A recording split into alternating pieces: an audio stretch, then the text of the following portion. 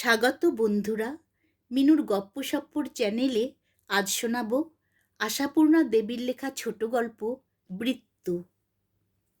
মোষ। শিবানন্দ দুপা পিছিয়ে এলেন। এটা ধারণা ছিল না। ঘুরে ঘুরে বাড়ি দেখানো শেষ করে বন্ধু যখন গোয়াল দেখাতে নিয়ে এলেন, তখন মনশ্চক্ষে দু চারটি শ্যামলী ধবলীর মূর্তি ভেসে উঠেছিল।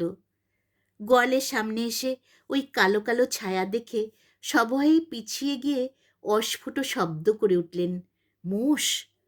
হ্যাঁ ভাই, মোষই পুষেছি। বন্ধুর মুখের প্রত্যেকটি রেখায় রেখায় একটা পরিতৃপ্তির প্রসন্নতা ফুটে ওঠে। দেখলাম গরু পুষে কোনো লাভ নেই। মোষ থেকে আমি দুধ খাচ্ছি, দই খাচ্ছি, ছানা সন্দেশ সব খাচ্ছি, আবার ঘি মাখন পাচ্ছি, এ বাজারের খাঁটি ঘি। ঘিও? সবিস্ময়ে প্রশ্ন না করে থাকতে পারে না শিবানন্দ। এসব জিনিস যে সত্যিই বাড়িতে হতে পারে, এ তার ধারণার অতীত। বন্ধুর বারবার আমন্ত্রণে এবার তার এই শহরতলির বাড়িতে বেড়াতে এসে মুহুর্মুহু মুগ্ধ হচ্ছেন শিবানন্দ। অবাক হয়ে যাচ্ছে। হয় মানে হরিসাধনের মুখে উল্লাসের দীপ্তি। 1 পয়সার ঘি বাইরে থেকে কিনি না, টাটকা মাখন, টাটকা ঘি। আছো ভালো। শিবানন্দ হাসেন। তা ভাই, তোমাদের 5 জনের আশীর্বাদে গুছিয়ে কিনতে পেরেছি। হরিসাধন বলেন, চলো খামার বাড়িটাও দেখিয়ে আনি। খামার বাড়ি? আকাশ থেকে পড়েন শিবানন্দ। সেটা আবার কি বস্তু? চলো দেখেই আসবে। চলো কি বস্তু? উল্লাসের সঙ্গে একটা কৌতুক রহস্য ফুটে ওঠে হরিসাধনের মুখে। মনে হচ্ছে তার সুকৈশোর্যের খবর আস্তে আস্তে ভাঙছেন বন্ধুর কাছে। যখন বাড়ি দেখাচ্ছিলেন, তখন গোয়াল বাড়ি, খামার বাড়ি এসবের কথা তোলেননি। এমনি শুধু বাড়ি দেখেই তো মোহিত হয়ে উঠেছেন শিবানন্দ। আসবার আগে ধারণা করতে পারেননি এত বড় বাড়ি করতে পেরেছেন হরিসাধন। স্কুল মাস্টার মানুষ, যা কিছু রোজগার করেছেন খোলা পথে, চোরা পথের কারবার নেই। অথচ সেই সামান্য আয় থেকেই চেষ্টা চরিত্র করে প্রথমে বাড়ির চৌখাটে পা দিয়েই একটা বোকার মতো কথা বলে বসেছিলেন শিবানন্দ। ওই ধারণা ছিল না বলেই বলে ফেলেছিলেন, এই পুরো বাড়িটাই তোমার নাকি হে?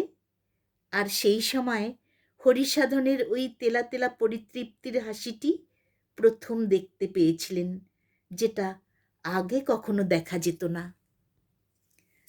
শিবানন্দর প্রশ্নে হরিসাধন কষ্টে মুখে বিনয় এনে বলেছিলেন, এই ভাই করেছে এতটুকু, মাথা গোজবার আশ্রয়। গিন্নির বায়না ছিল দোতলা। আমি বললাম না, আগে একটু বড় করে একতলাই হোক। একটু ছড়িয়ে ছিটিয়েই যদি না থাকতে পেলাম, তো এই সুরসুনোয় এসে বাড়ি করা কেন? আমার শ্যামপুকুরের গণেশ ঘোষাললেন কি দোষ করেছিল?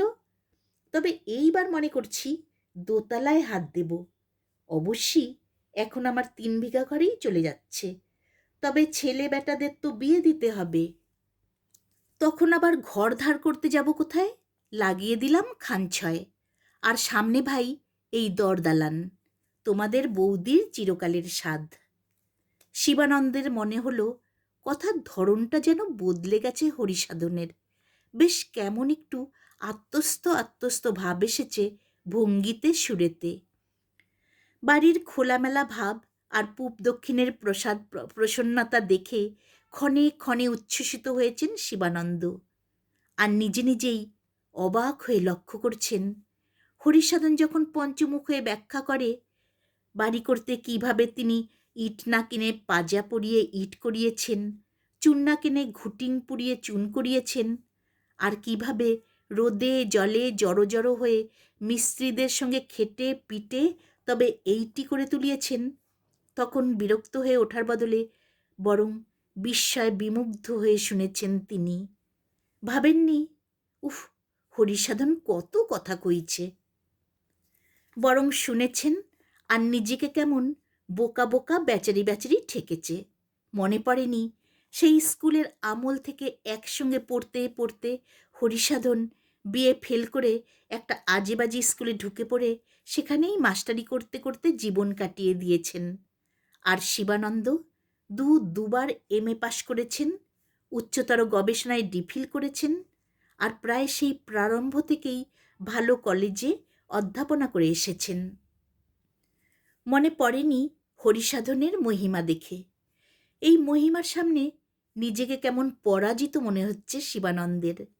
তা পরাজিতই বই কি, জীবন যুদ্ধে পরাজিত। শিবানন্দ কি করতে পেরেছেন? কিছু না।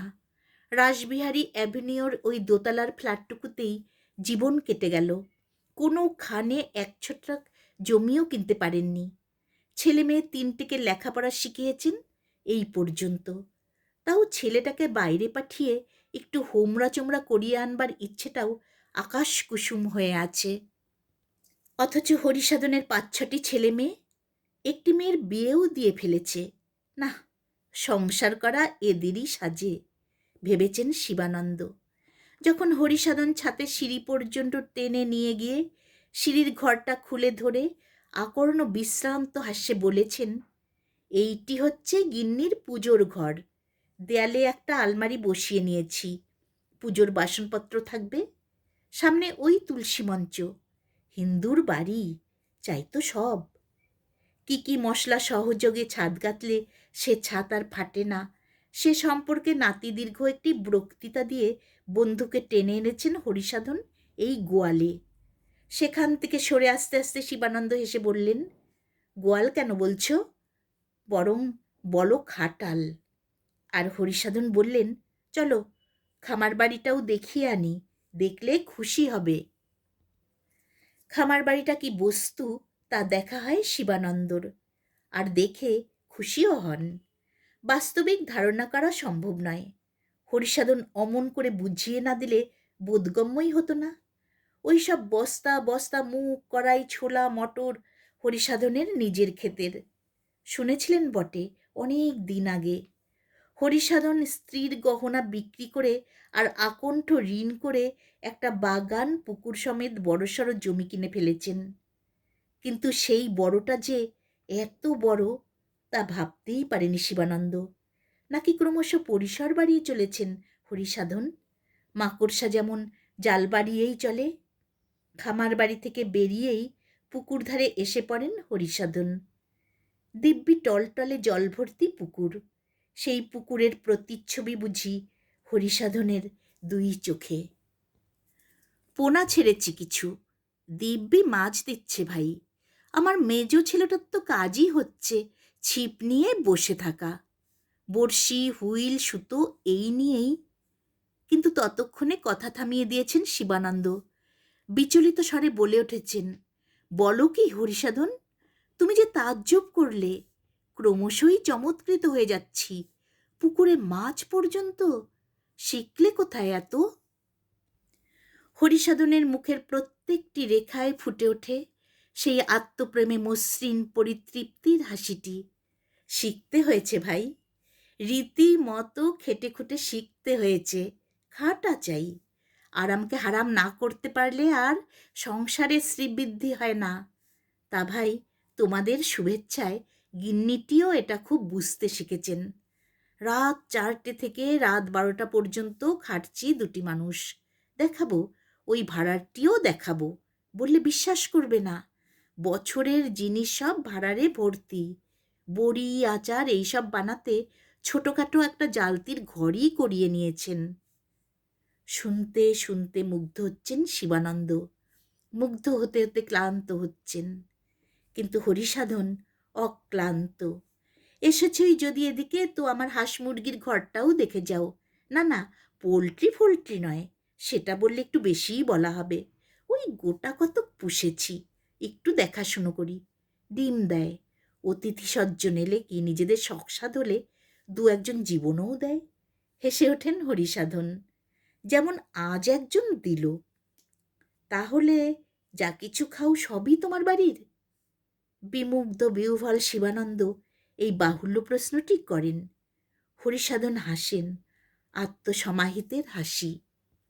প্রায় তাই, ওই যা তেলটা, নুনটা, মশলাটা।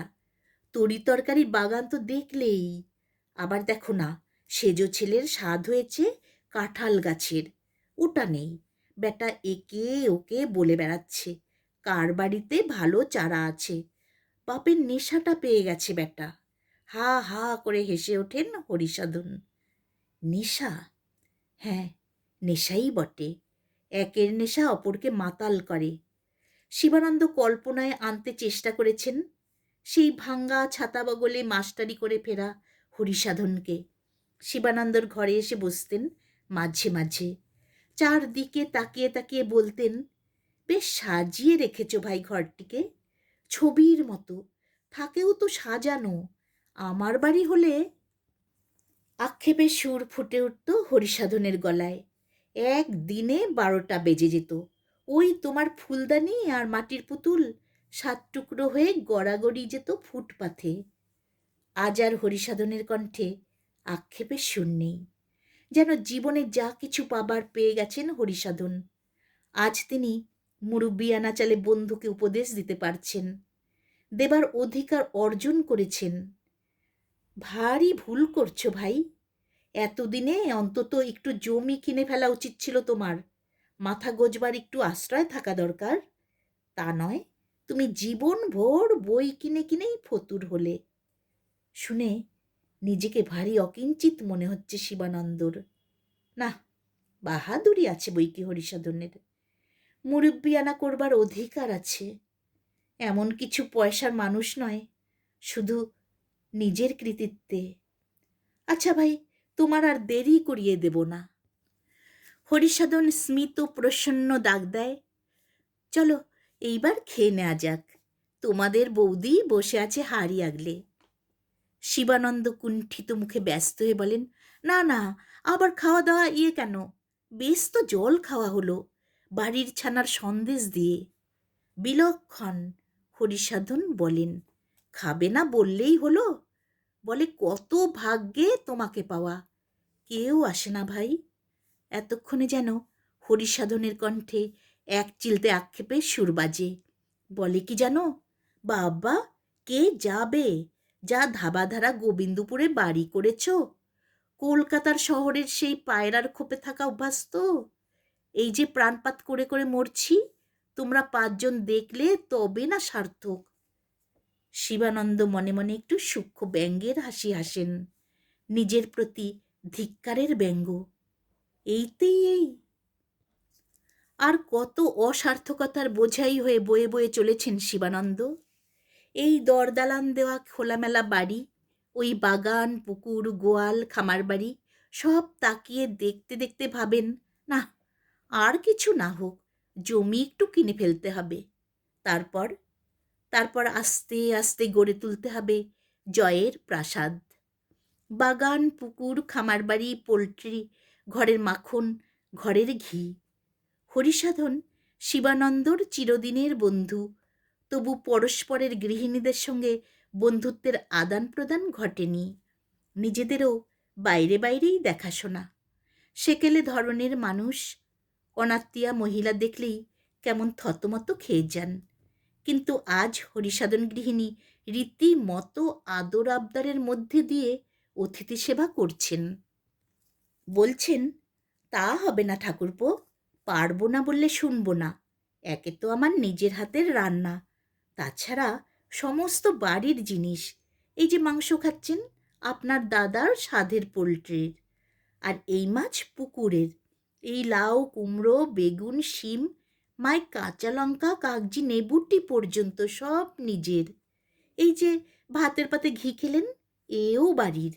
দুধটুকু দইটুকু সবই ঘরের, ফেললে দুঃখে মরে যাব। বন্ধুপত্নীকে মৃত্যুর হাত থেকে রক্ষা করতেই অগত্যাই মাপের অতিরিক্ত খেতে হয় শিবানন্দকে। তার আবার একটু বেশি খেলেই অসুখ করে, কিন্তু কি করবে?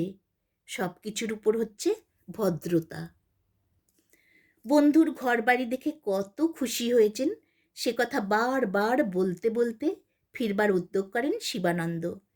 হরিসাধনও বন্ধুকে পেয়ে কত খুশি হয়েছেন সেটা বারবার বিকৃত করে হাঁক পারেন, ওগো শুনছ, শিবুর জন্যে যেটা গুছিয়ে রাখতে বলেছিলাম বার করে দাও। শুনে শিবানন্দ নেই। গুছিয়ে আবার কি রাখতে বলেছিলে? কিছু না, কিছু না ভাই। হরিসাধন বিনয়ে বিগলিত হন। ওই গাছের দুটো কচু ঘেচু একলা একলা খাই, বড় মন কেমন করে ভাই। কলকাতার বাজার তো জানি, 7 দিনের বাসি আনাজ, আর এ তোমার গিয়ে একেবারে ফ্রেশ মাল, সদ্য গাছ থেকে পাড়া। হরিসাধন গিন্নি একটি বাজারের থলি ভর্তি সেই ফ্রেশ মাল এনে হাজির করেন। অন্তর্নিহিত বস্তুর পরিচয় পাওয়া যাচ্ছে না, কারণ থলিটা চটের, শুধু মুখের কাছে উকি মারছে একটা লাউ ডগা ও একটি মোচার ডাঁটি। এই চটের থলিটা নিয়ে যেতে হবে, একেই বোধ করি অকস্মাৎ বজ্রাঘাত বলে। শিবানন্দ মিনতিতে ভেঙে পড়েন, কাতর অনুনয়ে নিবৃত্ত করতে চেষ্টা করেন বন্ধু ও বন্ধু জয়াকে। বারবার বলতে থাকেন, সবই তো খেয়ে দিয়ে গেলাম, আবার কেন? কিন্তু হরিসাধন নাছোড়বান্দা। বাহ, ছেলেরা খাবে না? ছেলেদের মা একটু চাকবে না? শিবানন্দ দৈদর করেন, ওরা ওসব খায় না ভাই, বিশ্বাস করো। লাউ মোচা এ আমি তোমার এখানে খেলাম বোধ হয় 2-5 বছর পরে, ছেলেমেয়েরা খায় না বলে। এবার হাল ধরেন হরিসাধন জয়া, বলেন, কেন ঠাকুরপো, মোচা করতে গিন্নির হাতে দাগ হবে তাই বলুন? ছেলেরা টাটকা জিনিস পায় না তাই খায় না, খেলে বুঝবে, না নিলে ছাড়বই না। ওই চটের থলিটা নিয়ে স্বামী স্ত্রী দুজনে এমন কাণ্ড করতে থাকে, মনে হয় ওইটা শিবানন্দকে গছাতে না পারলে তাদের জীবনের সব কিছুই বুঝি বৃথা হয়ে যাবে। এই মফস্বলী জেদের কাছে পরাস্ত হতে হলো শিবানন্দকে। জীবনে যা না করেছেন তিনি তাই করলেন। সেই চটের থলি হাতে করে বাসে উঠলেন। হরিসাধন অবশ্য বাসে তুলে দিতে এসেছিলেন এবং রাস্তাটুকু নিজেই বয়ে দিয়ে গেছেন থলিটা, সযত্নে, সাবধানে। আর সহস্রবার বলেছেন, তোমার আপত্তিকর জ্বালায় কিছুই দিতে পারলাম না ভাই, অবশ্যই করে একদিন গিন্নিকে আর ছেলে মেয়েকে নিয়ে আসতে হবে, আসতে হবে, খেতে হবে। আচ্ছা, আমার দোতলাটা উঠুক, ততদিনে পুকুরের মাছগুলোও বড় হবে। একটু নিঃশ্বাস নেন হরিসাধন, আবার বলেন, দোতলার ওই ওপর নিচ সমান করেই ঘর তুলব ঠিক করেছি। 6খানা 6খানা 12খানা ঘর, ভালোই হবে, কি বলো? যেন এই ভালোটা সমর্থনের মুখাপেক্ষী। কিছু না, এও একটা বিকাশ। বাস ছেড়ে দিল। যতক্ষণ না বাসটা চোখের আড়ালে চলে গেল, হরিসাধনকে দাঁড়িয়ে থাকতে দেখলেন শিবানন্দ। দাঁড়িয়ে আছেন, সেই মধুর পরিতৃপ্তির তেলা তেলা ভাবটি মুখে মাখিয়ে। বন্ধুকে ঈর্ষা করবেন এমন নিজ শিবানন্দ নন, তবু সারা পথ যেন একটা শূন্যতা অনুভব করতে থাকেন। এই শূন্যতা কি নিজের অক্ষমতা বোধের? হয়তো তাই। হরিসাধনের ওই প্রকাণ্ড দরদালান দেয়া 6খানা ঘরওয়ালা বাড়িটার পাশে নিজের সেই 2.5খানা ঘরের ফ্ল্যাটটা কল্পনা করে মনটা গুটিয়ে আসছে শিবানন্দর। একটা ঘরে ছেলেটা শোয়ে, আর একটা ঘরে 2 মেয়েকে নিয়ে শিবানন্দরা স্বামী স্ত্রী। তা ছেলের ঘরটা তো বইয়ের গুদাম বললেই চলে, নিজের ঘরেও দেয়াল জোড়া র্যাক। ভাড়া বাড়ি, তবু মিস্ত্রি লাগিয়ে উঁচুতে ব্র্যাকেট পুঁতে তাক বানিয়ে নিতে হয়েছে। 8খানা যে ঘরখানা, তাতেই রান্না ভাড়ার খাওয়া চলে যাচ্ছে, চলেই যাচ্ছিল। হঠাৎ বন্ধু হরিসাধন এই নিশ্চিত শান্তিতে ঢিল ফেলেছে। চটের থলিটা বড় পীড়াদায়ক লাগছে, তবু বন্ধুর দান ফেলে দেওয়া যায় না। রীতিমতো রণশ্রান্ত সৈনিকের মতো বাড়ি গিয়ে ঢুকলেন শিবানন্দ। অস্ত্রের বোঝা নামানোর মতো হাতের বোঝাটা নামিয়ে কপালের ঘাম মুছলেন। বইপাড়ায় ঘুরে ঘুরে পুরনো বইয়ের দোকান থেকে যখন বইয়ের পাহাড় সংক্রান্তে বুকে করে নিয়ে আসেন, কই এত তো ভারী লাগে না। পরন্ত বেলায় রোদ্দুরটা বড্ড লেগেছে। এই মুখে স্ত্রীর ব্যঙ্গটাও একটু করা লাগলো। ব্যঙ্গ হাসির তীক্ষ্ণ বাণে বিদ্ধ করে ভদ্রমহিলা বললেন, তোমার হাতে চটের থলি? বন্ধুর বাগানের লাউ কুমড়ো বোধ হয়। হরিসাধন মাস্টারের বউ কোন মন্তরের জোরে এমন অসাধ্য সাধন করল গো? ছাড়ল না, গছিয়ে দিল, বলে স্নানের ঘরে চলে গেলেন শিবানন্দ গায়ে ঠান্ডা জল ঢালতে। ঠিক এই মুহূর্তে কিছু আর হরিসাধনের কৃতিত্ব আর তার বইয়ের মহিমা নিয়ে আলোচনা করতে পারা যায় না নিজেদের ভবিষ্যৎ নিয়ে আলোচনা করতে। আশ্চর্য, কোনো সময়ই আর পারা গেল না। আজ সারাটা দিন যে হৃদয়াবেগ এত প্রবল হয়ে মনকে আন্দোলিত করল, বিচলিত করল, দুশ্চিন্তিত করল, সেটার আর তেমন জোর রইল না যেন। স্নানের পর একটু বেরিয়ে পড়লেন, অনির্দিষ্ট খানিকটা ঘুরে এলেন, আর ফ্ল্যাট বাড়ির সিঁড়িটা পার হয়ে উঠে এসে নিজের ফ্ল্যাটের মুখোমুখি দাঁড়িয়ে খুব একটা হতভাগ্য আর মনে হলো না নিজেকে। মনে হলো, ছোট বাসাই বা খারাপ কি, এখানে নিজেকে খুঁজে পাওয়া যায়। হরিসাধনের বাড়ির মতো অত বড় দালান আর অতখানি উঠোনওয়ালা বাড়িতে থাকতে হলে নিজেকে নিশ্চয়ই হারিয়ে ফেলবেন শিবানন্দ, হারিয়ে ফেলবেন পৃথিবীটাকে।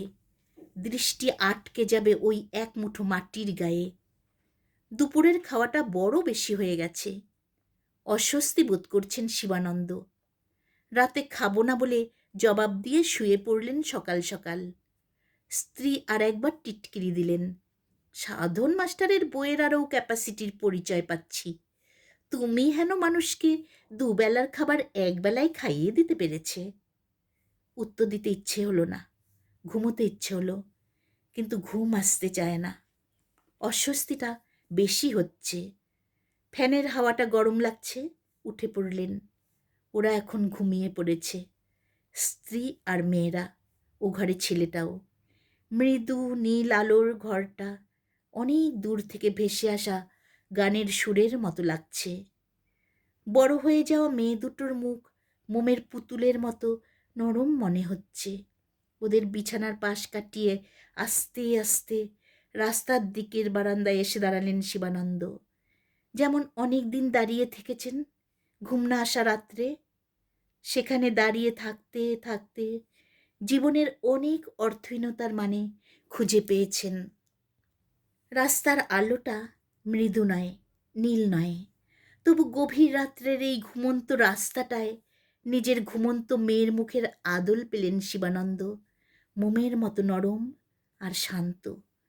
আর ওই ঘুমিয়ে পড়ে থাকা শান্ত রাস্তাটার দিকে তাকিয়ে থাকতে থাকতে আজকের সারাদিনের নিজেটাকে ভারী হাস্যকর ঠেকল শিবানন্দর, যে নিজেটা পরাজয়ের গ্লানিতে পীড়িত হচ্ছিল। হরিসাধনের কি দেখে অত মুগ্ধ হচ্ছিলেন শিবানন্দ ভালো করে আর মনে পড়ছে না। তার ক্ষেত খামার, মাছ তরকারি, হাঁস মুরগি সব কেমন ঝাপসা হয়ে যাচ্ছে, অকিঞ্চিৎকর ঠেকছে। আর কেন কে জানে?